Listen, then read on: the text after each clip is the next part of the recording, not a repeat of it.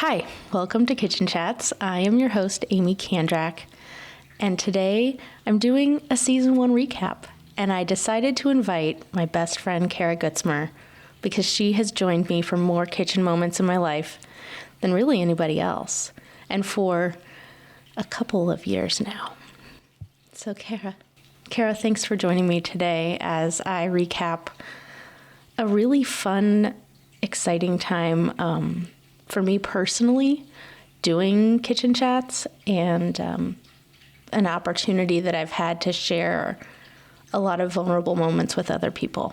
So thanks for once again joining me in my kitchen.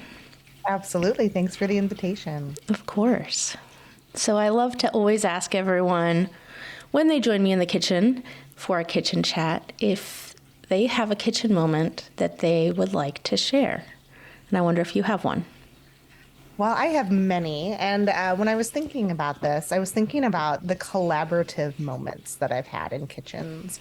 And whenever I have come over to your house, Aimee, when we would have dinner, it would not be that I would get there and dinner would be ready to go, but dinner was more of a collaborative affair, and we would come together and make dinner together. I remember just maybe a couple of years ago, we got together and did a German fest together at your current kitchen. And we made Spätzle for the first time, and that was so fun. And just that's what I always enjoy about the times that we've had together in kitchens, Aimee, is that they've been not one person presenting something to another, but a collaborative space where we all get to work together and make something together. Oh, those are fun ones because we get to include our husbands also. Oh, we do get to include our husbands. There are many skills in the kitchen. Yes, they have far more skills than we give them credit for, I think. Absolutely. I mean, and they are both very adept at certain things in the kitchen, for sure. My husband is an excellent chopper. Yes. He can chop anything, and I really appreciate that about him. I think, yeah. We are actually really lucky that our husbands are such great cooks, and that is been such an amazing time for the four of us to have together so often. And there have been a lot of times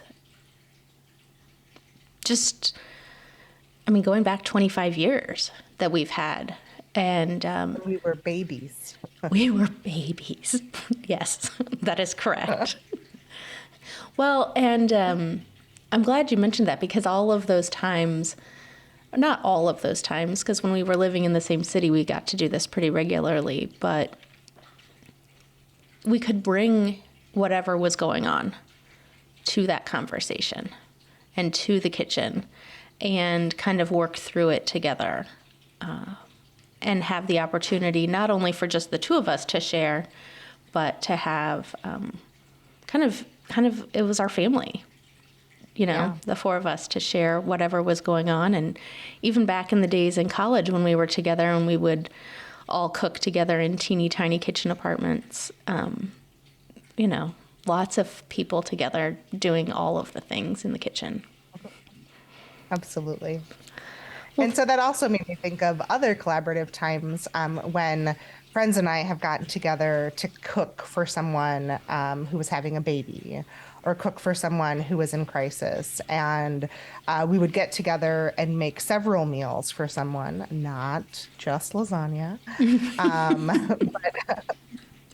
But then we would also make an extra meal for ourselves. So it was a time where we could create meals for someone in crisis, but then also help each other as well, knowing that in our busy lives, getting together to cook is a sacred time where we get together and support each other as well as support those in crisis. So those have been, I think, some of my favorite kitchen moments, are just everyone coming together, supporting each other, collaborating together, and sharing recipes, meals, and just fellowship with each other.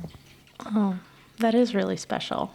That is really special. Well, that brings up, you mentioned a point that I wanted to clarify in this season recap. And I would like to make very clear to all listeners, I do not hate lasagna. I actually really like lasagna. After the food episode aired, I made a point of making a special lasagna for my family because Brett, my husband, asked for it, and it is something that I enjoy making. It's a labor of love, and I like to eat it as well. But I needed to clarify, just because I maybe don't enjoy getting 5 lasagnas in a week does not mean I hate lasagna. That's fair. One thing we do is we make them, when we make them for other people, we make them in like bread pans. So they're like smaller servings that you can do. And that way you're not making this giant thing that has to be frozen and then unfrozen. But then you have a smaller, like one meal type thing that can be helpful for people too. That is fantastic. So if anyone ever needs to bring me a lasagna, that is the size that would be best. Oh, I really like that idea. That's great. Well, one other thing that I wanted to clarify, because it has been asked regularly, how many times have I had a broken foot? Because I think I maybe have mentioned this 1 or 2 times on some of the episodes. And that answer is 3 times, kind of. I broke it one time, or fractured it one time. One time I was hit by a car and had a broken foot and broken wrist. And then most recently, I had some residual arthritis that old people get that had to be fixed. And that was mostly the result of being hit by a car before. But so that is 3 times. But I do have an accident-prone family. And so Brett has had a broken foot or ankle twice. Elliot has had a broken foot once. And then Claire had some health issues for a while where she was on crutches. So I feel like our family has had everyone on crutches, scooters. We've got all the things. So while I mention it regularly, it's because it happens at our house a lot. I want to take a quick moment also to thank all of my guests who have been on. And Cara's not in my kitchen with me today. She's on Zoom. But when people are in my kitchen with me, we do 2 things as soon as they walk in. And the first is that I always offer them something to drink. And because one of the first things that I offer them to drink is a cup of tea, I'm really excited to announce that we have our first sponsor. Thank you, Wild Sage Tea Company. And Wild Sage Tea is something that I offer all of my guests. And one of the ones that I have today is called Serenity, and it is a stress reduction. And they have a couple of other flavors that I have offered to my guests, but I'm all out. But check out Wild Sage Tea, and thank you for sponsoring What Friends Do, because I think a cup of tea being shared between friends, especially when something is going on, is really, really important and sacred. Then the other thing that I offer everyone, because sometimes I think I'm pretty fun and friendly and easy to talk to, but the guests might get a little bit nervous about just making sure they're saying things correctly. I don't know. But for 2 reasons, I offer everyone a coaster that they're putting their cup of tea on. And those coasters, one, we're sitting at my kitchen counter, and the sound can be bad if you're dropping or, hitting the counter a lot or putting your cup of tea down often. So a coaster helps. But for my birthday this year, my sister gave me a bunch of amusing coasters. So I let all of my guests pick a coaster that speaks to them. And I think the one that was picked the most this year was this one that says, "You know you're old anytime you're entering your date of birth with a smartphone and you get to the gear and you have to spin that bitch like you're on the Wheel of Fortune." So I think that was the number one used coaster. There are some other pretty funny ones. Do you have a favorite? I do have a favorite. Well, I have a couple of favorites, and I can tell that these are the three that I have used the most because they have like T rings on them. But the first one is I've reached that age where my brain goes from, you probably shouldn't say that, to let's see what happens. My second favorite one is, and I love my husband, so don't take this the wrong way, but I just bought my husband a Get Better Soon card. He's not sick. I just think he could be better. I think those are probably my two favorites. But I just appreciate how much everyone has come in and the things that everyone has shared with me. And one of the first things that I have heard from from listeners was that they wanted to share their kitchen moments with me. So I'd like to take a minute now to share some of those kitchen moments. The first listener story I want to share is from a friend, Susan, who, after the very first episode, kind of gave me the idea of sharing your kitchen moments. And she shared this. Back in 1998, my father died suddenly and very unexpectedly. I received this news in a phone call with my mother and my sister who were far away. I was in Indianapolis and they were back home in Virginia. I remember hanging up from that shocking call and standing alone in my kitchen and thinking, what do I do now? I needed plane tickets and funeral clothes, and I couldn't even think straight. I had a toddler asleep upstairs, and my husband was unreachable, flying home from a business trip. I don't even think we had a cell phone then. So I called my college roommate, Debbie. She was my closest friend and remains so today, almost 25 years later. She was also far away, living in the D.C. area. And here's the odd part. Because of a weird set of circumstances, by the time I reached out to her, she already knew. She had known for several hours and was waiting for my call. Oh. It was just a bizarre fluke that she knew before I did. Our mothers were not really friends. They barely knew each other, but had crossed paths during a dorm move-in and graduations. A couple of weeks before my dad died, her mother had been diagnosed with breast cancer, and I had suggested she might call my mother, who had been through that not long before.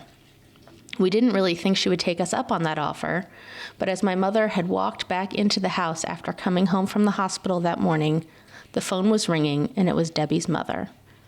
Mom answered and couldn't not tell her what had just happened. So of course, Debbie's mother called her, and then Debbie had a while to brace herself for my distraught call. I don't even really remember what our conversation was or how it went. I just remember her being a calm, soothing presence on the other end of the line. And she can be that anyway, but I think honestly it helped tremendously that she had been prepared and ready to be there for me. Outside of my immediate family, she's my first call in times of crisis, and I'm so grateful for her and our now decades-long friendship. Oh, that one really touches me a lot. Me too. And that's what I think of with you, Cara. You're my 25-year friendship that you get the call and you'll already know all of the players. So, yeah. And you'll already know the dynamics, and you will be that soothing presence for me. Same. Well, thanks. You're welcome. Okay, this is from Tisha. Let's talk about those kitchen chats when you're unsure what the next step is. I remember one particular hard day, and my friend Rachel came over late that night. She sat with me as I ran through everything. She looked at me and said, "You're going to be okay." She noted whatever decision I made was going to be really hard. My world is infinitely better now, but that moment has stuck with me. I've told others going through a divorce that story, and Rachel still checks in with me regularly outside of normal conversations. That was a really sweet one from Tisha. Thanks for sending that in. It's amazing when you can drill down to just those specific moments where you really needed someone and that person said just the right thing. Mm-hmm. Mm-hmm. Hi, Aimee. I am a fan of What Friends Do and Kitchen Chats, and like you and the guests on your show, we have had our fair share of kitchen chats. This past spring, my 13-year-old shared at the breakfast table one Saturday morning after a leisurely family breakfast that he's gay. He shared it with happiness, and we were excited to affirm this coming out for him. We were not surprised. But when we asked, how do you want to mark this? How should we celebrate? He said, I don't want to do anything. I just wanted you guys to know. And then he said, please, I don't want to start going to any marches or anything just yet. So that's where we're at. And we are super excited that our son feels comfortable in our family and in our kitchen to come out to us. Thank you so much to our anonymous listener for sharing that really, really special, vulnerable moment. I think that a lot of times we feel like these kitchen moments are major crises in life, and I'm not sure that they always are. Sometimes they're just changes in direction in life that can be really, really beautiful. Absolutely. So thank you. And that kitchens are safe spaces, I think, is a really important thing, too, for anyone that's there. Yes. Kitchens are safe and sacred spaces where really, really heartfelt conversations can be had and information can be held in a safe spot. Well, thank you to our listeners who felt that this was a safe space to share those stories, because I know it's often really, really hard to send those in. So thanks for letting us share those few stories with you. So, Aimee, this is the end of your season. What have been some of the best moments that you've had this season? Oh, well, it has been really fun. Let's see. I have had a lot of really fun moments, but because I'm recording in the kitchen, my family is still here. And so we have some quiet hours that have to happen. Hey, I'm going to be recording a podcast kind of goes out on the family group text because if Brett's working from home or kids are home from school, I have to kind of remind them of all of that. I did learn recently that FIFA games get really, really exciting and can carry through multiple closed doors. So we might have had to edit out a little bit of yelling from teenage boys. Oh. I mean, really, I was like, I'm so sorry, guest. We're going to have to pause for a second because I can hear him yelling during all of this. But I think my favorite moment, and this is also a quick plug, you can watch us on YouTube. Maybe you're, not as excited about listening, but you can also watch this on YouTube. And in the very first episode, Brett was leaving the house and the cat went outside with him. And when the cat wants to get our attention to come back inside, he jumps up in the window. And that first episode, my sister Stephanie and I are sitting here in the kitchen, and behind me, if you're watching, you can see I have this window back here. And I mean, I really think Stephanie and I are both like crying about something, and the cat is jumping up for like 3 minutes in this episode, just banging on the door like, hey, don't forget, let me in. And my mom, who is my absolute biggest fan, and I thank her for that. And she had already listened to the episode, but decided to go to YouTube and watch it. She texts me and she says, I can't stop laughing. Like, I can't listen to you because I am watching your cat and it is so funny and I am so distracted. So we have new rules about the cat not being allowed out while I am recording. So I think those are rules you never thought you needed to have. Rules I never knew I was going to need to have. But I think the other favorite thing about this season has been listening to friends and people who I love and respect and have had the opportunity to get to know, listening to their favorite things that they do for someone else, and getting to know how to be a better friend to them in the future, learning what their love languages are, getting more ideas of ways to, leave the light on for someone, or reminders of how important handwritten notes are. Or I think the biggest takeaway was being present for people and just sitting and listening in the kitchen when someone has something going on. So, yeah, I think as we wrap up season 1, Cara, I'm wondering if you have, what is your favorite thing that you do for someone when they're going through a crisis?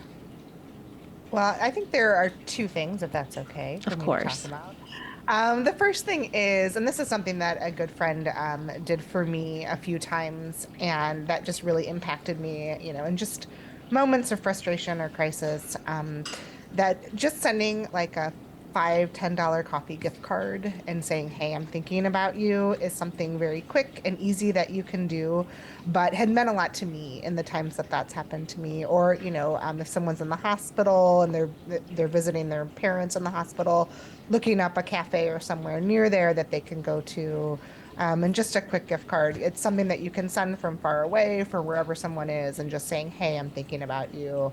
I care about you. Coffee makes everything better, that type of thing.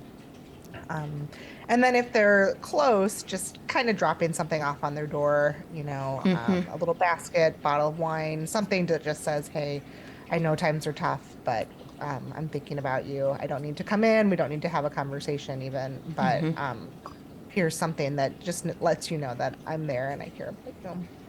Yeah, that's really nice. That's really great. Well, I think my favorite thing that I do for someone is I try to reach out often without being too intrusive. And I like to send text messages or quick emails or a handwritten note.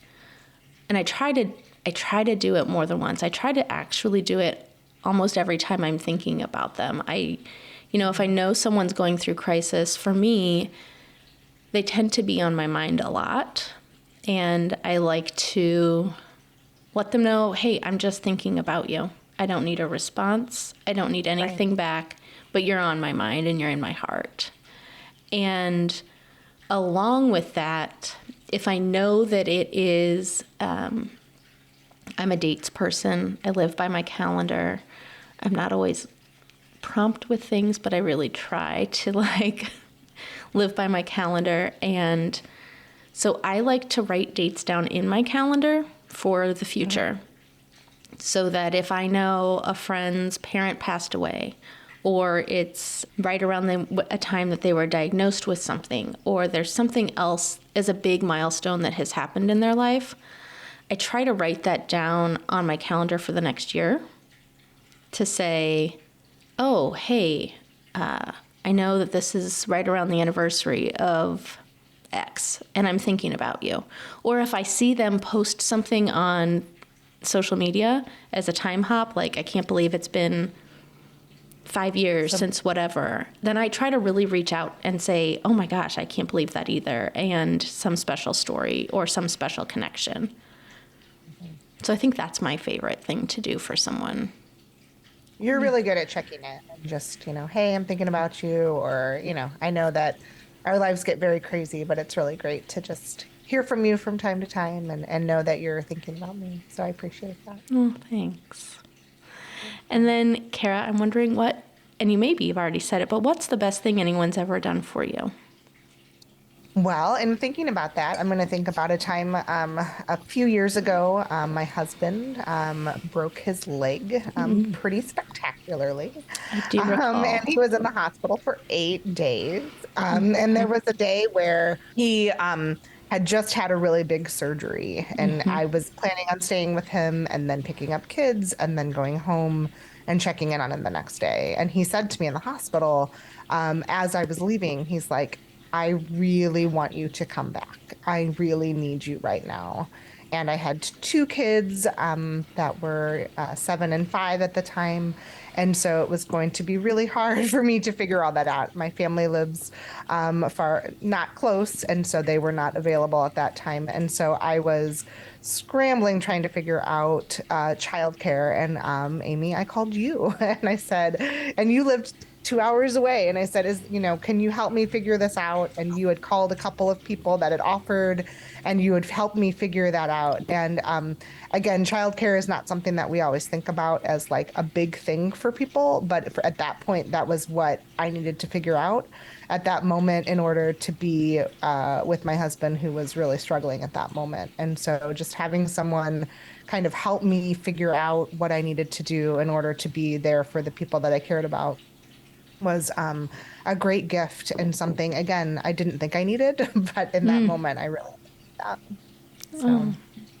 Well, good. I remember that. That was a long, hard stretch in recovery. It was. And you did need a lot of help. Yeah. And I'm not someone that thinks I need help, so. Yeah, most of us aren't. Most of us aren't until it happens. What about you, Aimee? What's the best thing anyone's ever done for you? I've been thinking about it and promised myself I wouldn't cry. One of the reasons I wanted to have you on is because it's something that you did for me. And I don't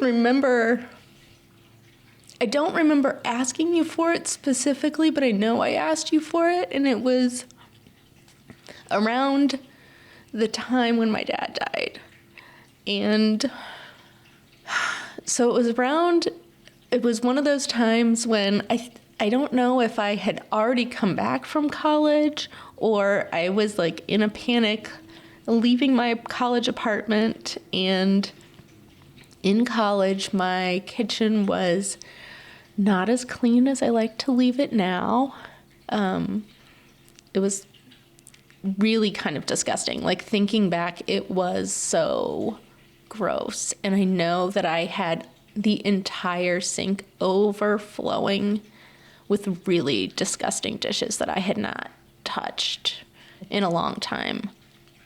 And you and John cleaned it all for me. And so whenever I did get back into my apartment, I remember it was all clean, and I didn't have to deal with, those dishes were so gross. And there was no dishwasher. This was full on college apartment living, and it meant so much that you didn't even squirm or squawk. We were like, yeah, okay, I'll just go wash the dishes for you. So thank you for that. It still means a lot all these years later. And I know that I can call you. And I feel really, really fortunate that I have not only you, but lots of other friends who I can call. And I know that's not always the case with everyone, but for those of us who have it, I think it's really special. And I appreciate that. And I invite everyone right now, as you finish listening to this, to send a quick text, just telling someone that you're thinking of them and that you appreciate their friendship. So, Cara, thanks. I appreciate your friendship. And I'm going to send some text to some other people, too. Thanks. Thank you.